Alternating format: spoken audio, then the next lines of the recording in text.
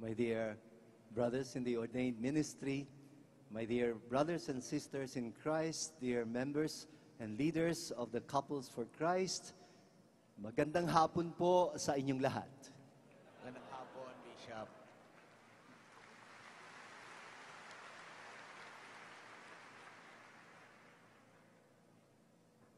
Allow me to greet you all with the love of the Lord.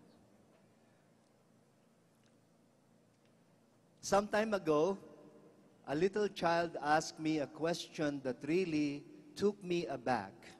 The question was this: Bishop, did Jesus ever get sick? What would you have answered the child if the question were posed to you?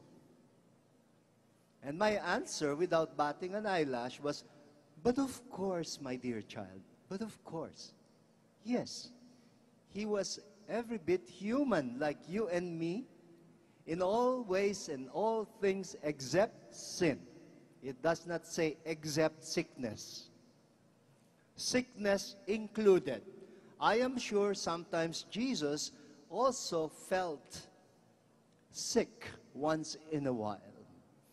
Well, our first reading from the letter to the Hebrews indicates that we do not have a high priest who is unable to sympathize with our weaknesses, but one who has similarly been tested in every way, yet without sin.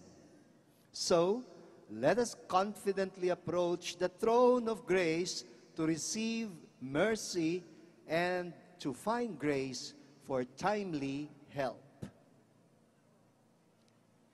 You know, I am talking about sickness because I have just been sick myself for the past few days. I almost did not make it for this afternoon's Eucharistic celebration. I was really very badly hit by a flu, so I have been down for the past 5 days now. And yesterday afternoon, I said, God, please raise me up so that I can at least celebrate Mass for the Couples for Christ.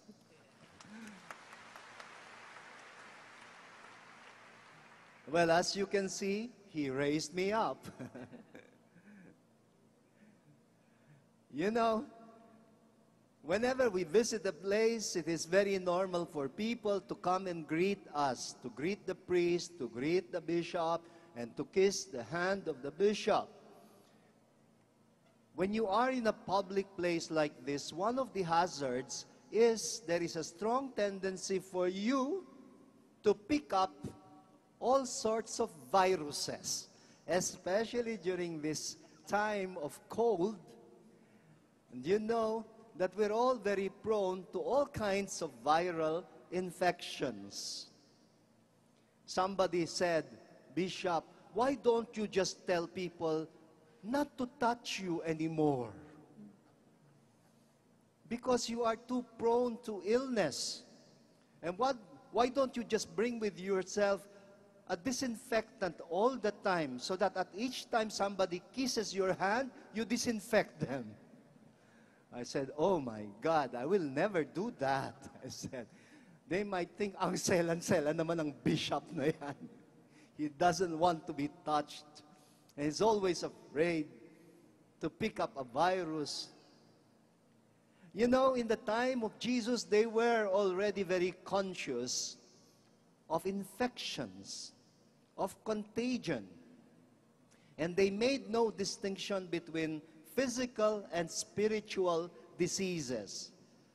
As far as they were concerned, both diseases were very, very contagious. And in fact, they thought that one was always related to another. That our own physical diseases are often caused by spiritual diseases. They would usually speak of illness as a possession by unclean spirits. If you have been living an unclean life, you will be possessed by unclean spirits.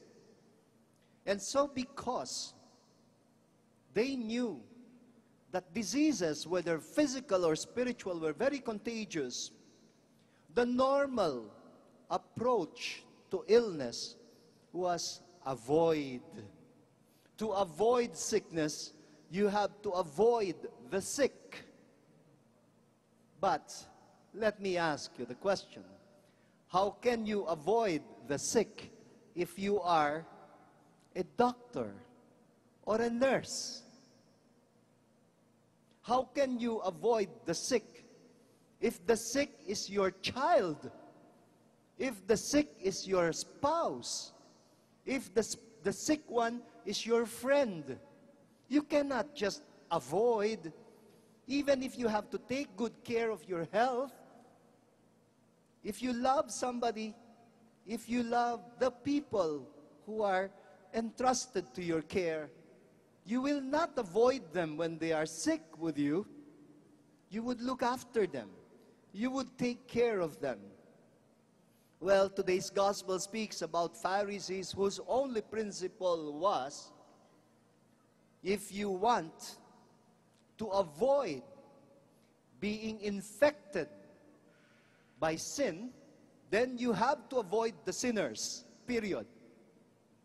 And among the sinners were tax collectors and prostitutes and people who were considered as unclean and who were not allowed to enter the temple.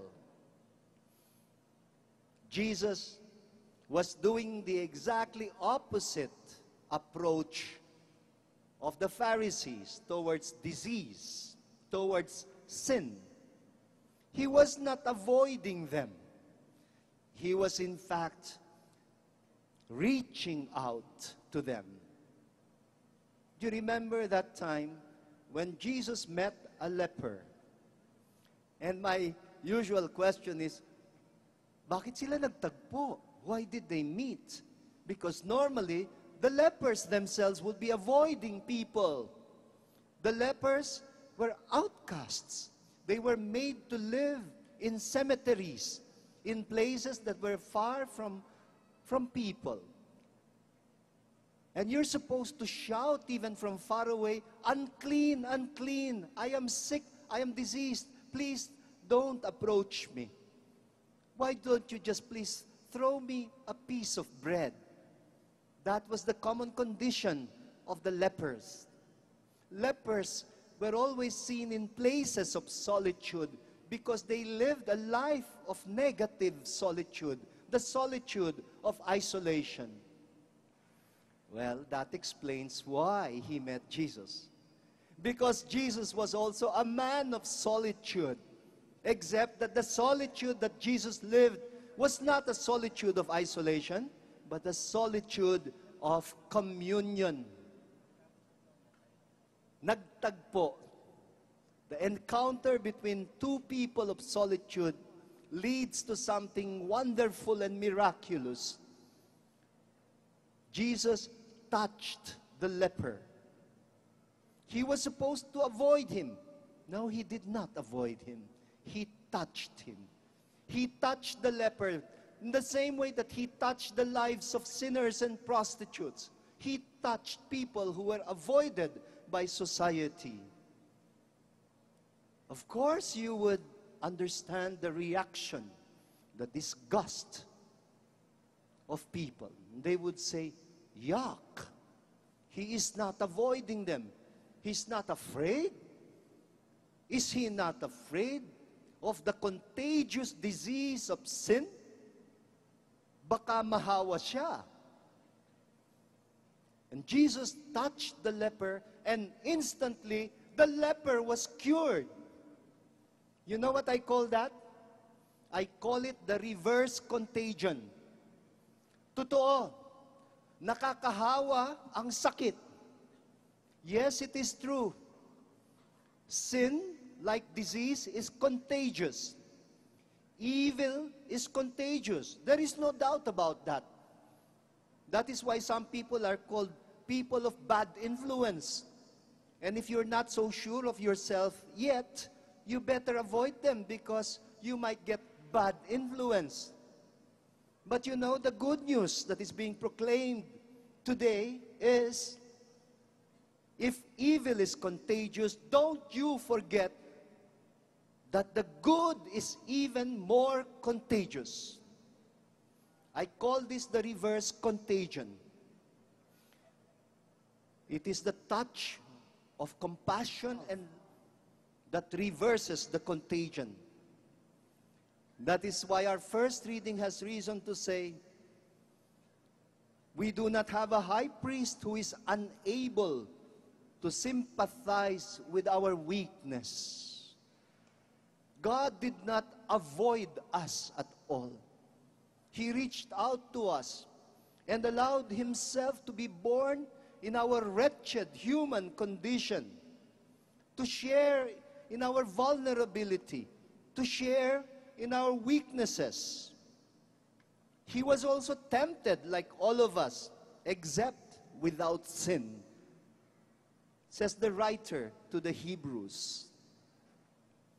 The touch of this man of solitude lifts up the man of solitude who is suffering from the solitude of isolation. He leads him from isolation to communion.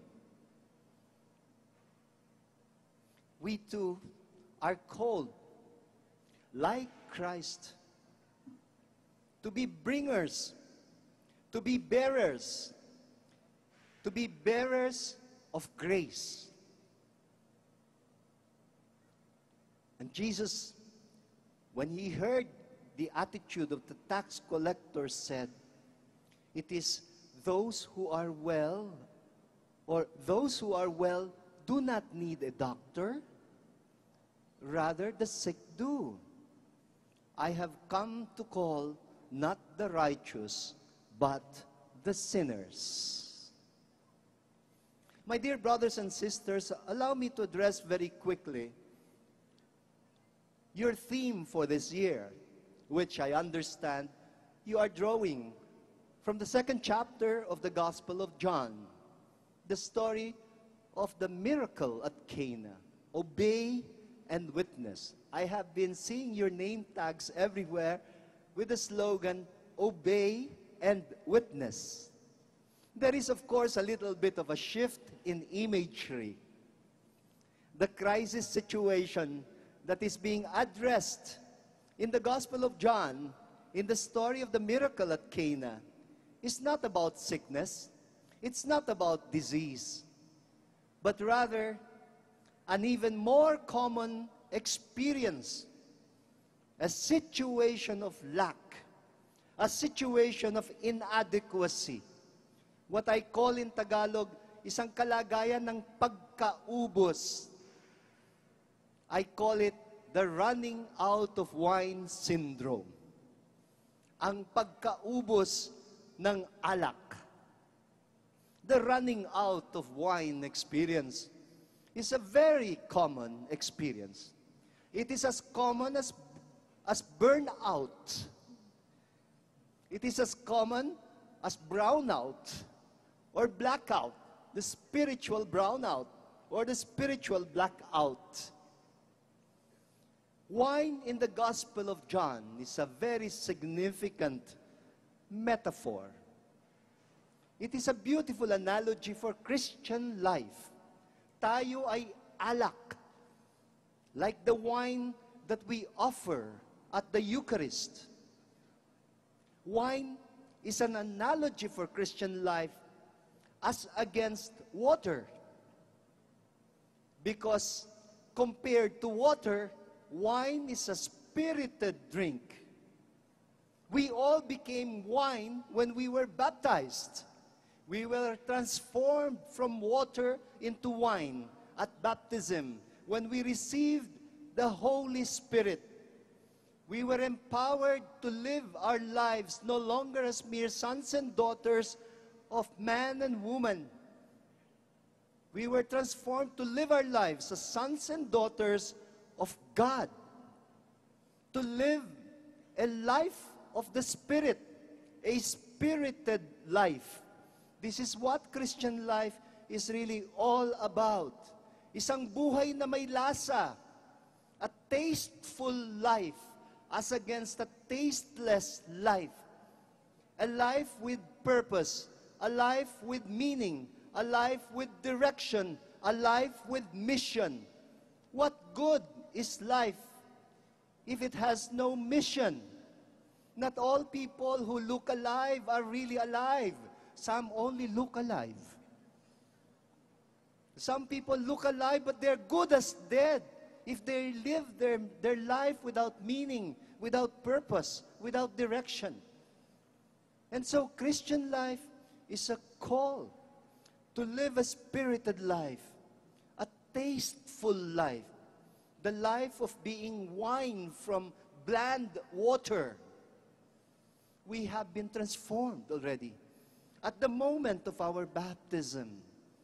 But then again, we're like those couple in the story of Cana. Well, they think that life is an eternal celebration until, of course, one day you discover that you have run out of wine. Have you ever experienced running out of the Spirit? Dear brothers and sisters, think about it. Every faith worker, every true disciple, every now and then will experience this crisis. We all go through this difficulty of waking up one day and realizing that we are running out of the Spirit, that we have become bland like water. We do not experience that spirited life that we used to live. And so what are we supposed to do? Anong gagawin natin when we go through this crisis experience? I think that is what you are preoccupied with your theme for this year, obey and witness. Obey and witness. When you run out of wine, don't despair. Just make sure you have your two most important guests in your wedding feast. And the most important wedding guests are Mama Mary and her son, Jesus. We have Mary pictured in the Gospel of John as a whispering woman. It is so obvious. When you hear about the whispering woman, you're supposed to be reminded of that woman in Genesis who whispered. Her whisper was a whisper of selfishness, and it brought about sin and isolation from God. Now this woman is the new Eve. Her whisper is a whisper of compassion. It is a whisper that will lead to a miracle. I once was told that one of the songs of the Beatles about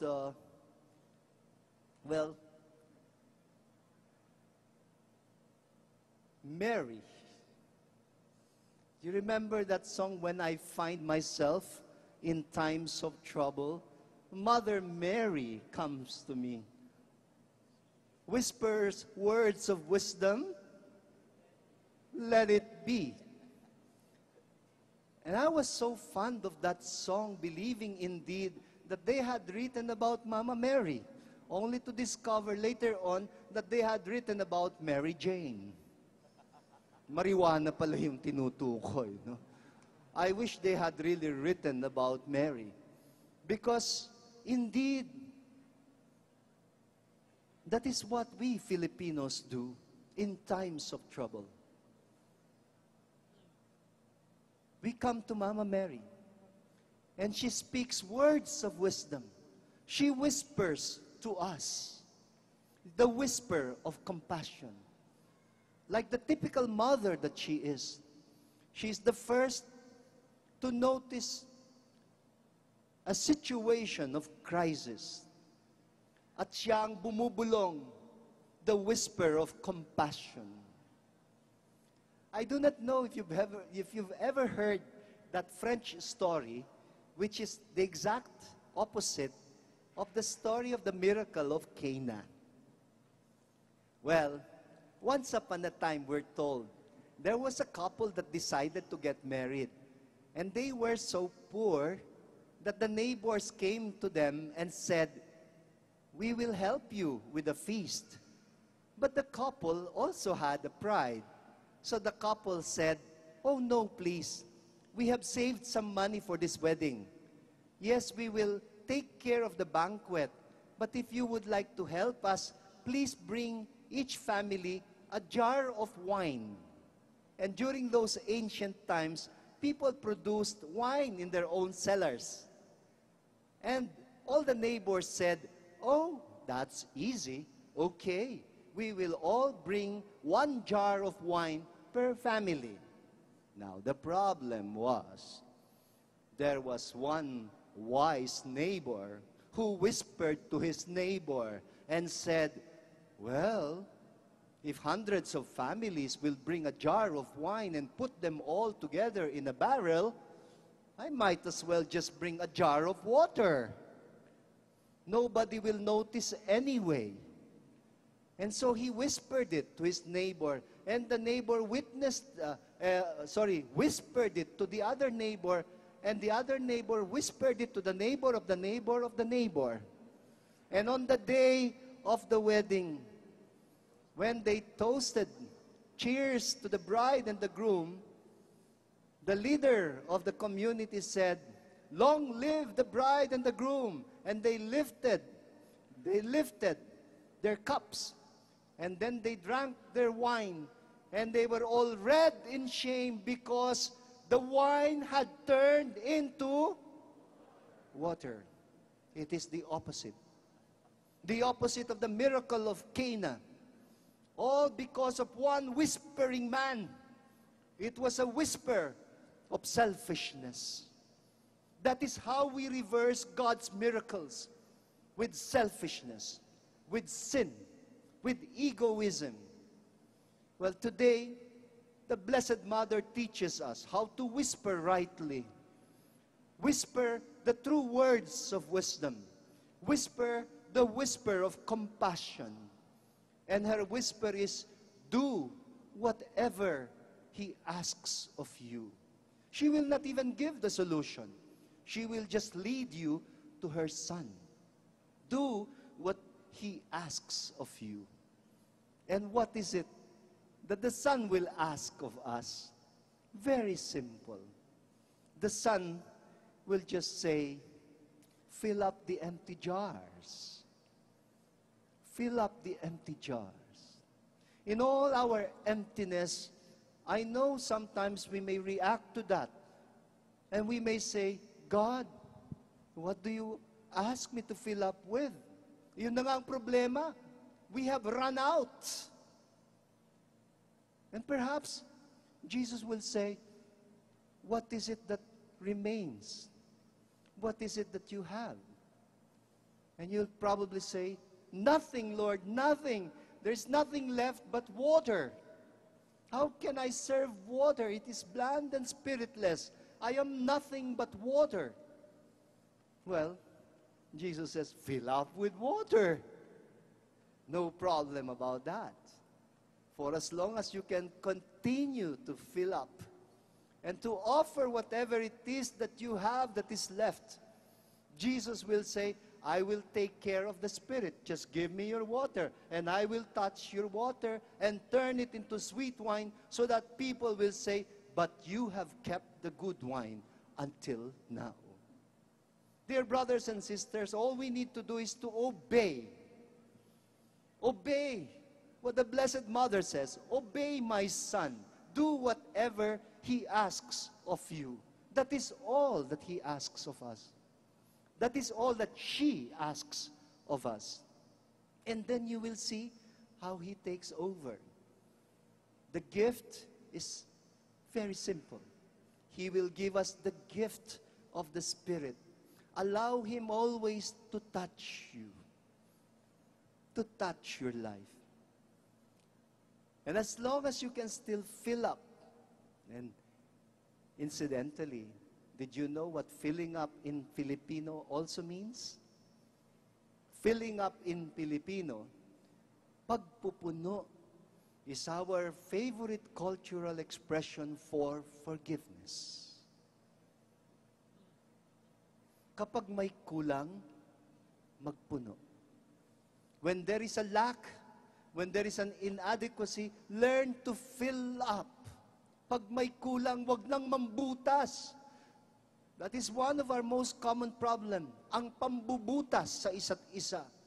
Whatever it is that remains will disappear. We have to learn to fill up. Kapag tayo ay nagkasala, in Filipino we say, ikaw na sanang bahalang magpuno sa aking pagkukulang. And pagpupuno is also always an image of forgiveness.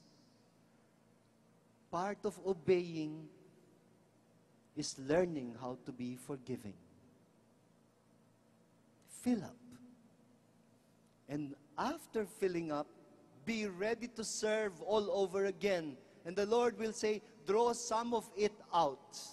Don't keep it. There is no use for life if we just preserve it. What are you going to do with bread if you don't break it and have it eaten and consumed? What are you going to do with wine if you just keep it? No. It is meant to be drunk. It is meant to be consumed. As our lives are meant to be consumed. Draw some out and serve. Just continue serving. And then you will see. And then you will witness. Obey and witness. What do you witness? Taste and see that the Lord is good. Taste and see the sweetness of the Lord. A spirited life is a witness to the sweet Lord, to the Lord who is the source of all grace and mercy and compassion. And so you see, it is the same message. This afternoon, dear brothers and sisters, dear leaders of the Couples for Christ, my only exhortation for you is don't give up on each other. Don't give up on your brothers and sisters. Don't give up on one another, not even when they are sick. Don't give up on one another, not even when they fall short, not even when they run out of wine. I know every now and then you will hear conflicting voices. I know every now and then the whisper of Satan sounds much louder. No. Listen only to the voice of compassion, the voice of the Blessed Mother, and listen to the voice of her Son. And when you hear that voice, follow that voice, obey that voice, and witness to that voice. Fill up and learn to draw out. Live always a life of service. Let people feel, let people see, and let people witness the power of God at work in your life. And don't you ever again get intimidated by the contagion of evil. Like I said, yes, evil is contagious. But today we proclaim that if evil is contagious, the good is even much more contagious. Amen.